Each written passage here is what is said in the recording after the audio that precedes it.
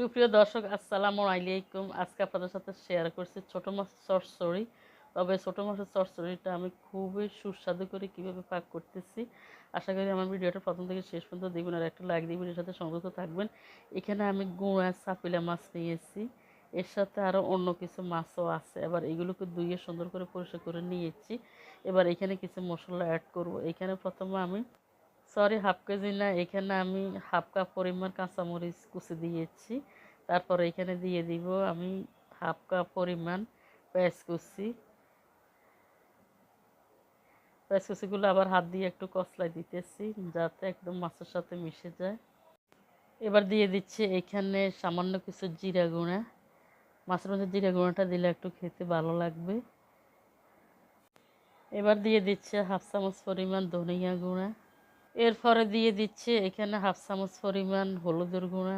এরপর দিয়ে দিচ্ছি এখানে একে একে 1.5 চামচ পরিমাণ লাল মরিচের গুঁড়া। গুঁড়া মাছের মধ্যে একটু জাল জাল হলে কিন্তু গুঁড়া মাছটা খেতে অনেক স্বাদের হয়, ভাত খেতে অনেক স্বাদ লাগে। তারপরে এখানে স্বাদ মতো লবণ দিয়েছি। এবার দিয়ে দিচ্ছি এখানে 1.5 চামচ পরিমাণ রসুন বাটা। গুঁড়া মাছের মধ্যে রসুনটা একটু বেশি করে দিতে হয়, তাহলে খেতে মুখে লাগে। তারপরে দিচ্ছে হাফ চামচ পরিমাণ আদা বাটা। এবার দিয়ে দিবে এখানে হাফ কাপ পরিমাণ সয়াবিন তেল ঢেলে দিয়েছি। তেলটা একটু বেশি করে দিলে আরও ভালো লাগবে।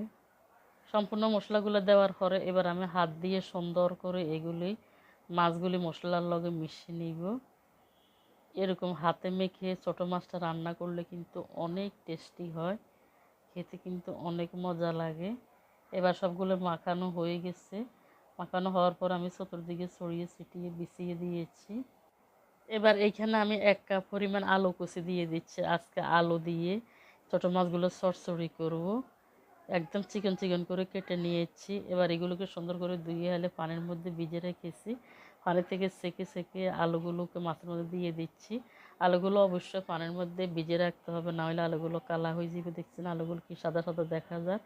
পানির মধ্যে ভিজে রাখার পরে এবার আমি আলুর সাথে সুন্দর করে মাছগুলোকে উল্টে পাল্টে মিশিয়ে নিব। এর আগে এখানে হাফ কাপ পরিমাণ একটু পানি দিয়েছি। পানি দেওয়ার পরে সুন্দর করে উল্টে পাল্টে আলু আর মাছে মিশিয়ে নিলাম। মিশানোর পরে হাত দিয়ে আবার চেপে চেপে বসিয়ে দিয়েছি। এবার ঢাকনা দিয়ে এগুলোকে কতক্ষণ রান্না করে নিব। এরপরে হাতটা দিয়ে সামান্য একটু পানি দিয়েছি।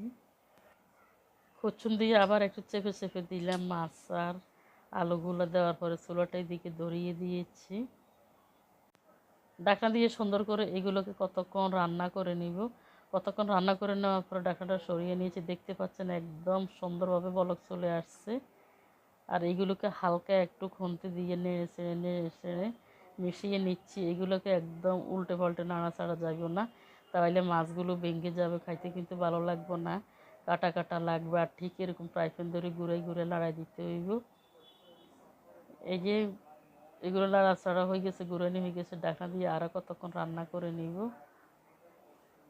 আরও কতক্ষণ রান্না করে নেওয়ার পরে আমি এখানে 2টা তেজপাতাকে ছিঁড়ে দিচ্ছি। আমি আগে তেজপাতাগুলো দিতে একদমই মনে ছিল না, আপনারা প্রথমে তেজপাতাগুলো দিয়ে দিবেন। গুঁড়া মাছের তেজপাতাটা দিলে আলাদা একটা ঘ্রাণ বাইরে, খাইতে কিন্তু অনেক ভালো লাগে। এবার খুন্তি দিয়ে হালকা একটু উল্টে পাল্টে নেড়ে চেড়ে মিশিয়ে দিচ্ছি। মাছগুলো এই পানিতে হয়ে যাবে। এখানে আমি আর সামান্য একটু পানি দিয়েছি। দেওয়ার পরে ঢাকনা দিয়ে ফাইনালি রান্না করে নিব। দেখতে পাচ্ছেন একদম ফাইনালি রান্না হয়ে গেছে। এরকম ঠিক শুকনা শুকনা হবে।